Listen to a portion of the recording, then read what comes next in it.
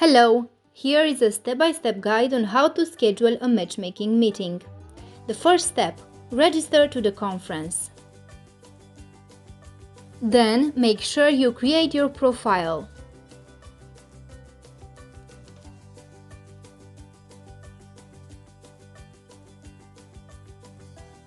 After the registration, make sure you fill in your company profile. In the My Account section summary, fill in relevant information about the entity you represent and about your offer or request. Here you have the opportunity to explain the technology, product, expertise you are offering or looking for, specify the type of partner you are looking for. Select the most appropriate text to indicate the type of entity you are working for, the field of activity, and the type of collaboration you are looking for.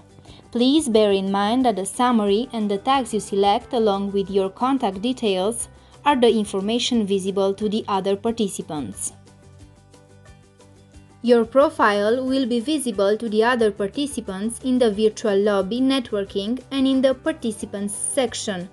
Important to know, your summary is visible only in the virtual lobby. Important to know, your summary is visible as long as you are logged on the events platform in the virtual lobby. Please make your profile available by joining the platform. In the Participants section, you can browse the list and profile of participants.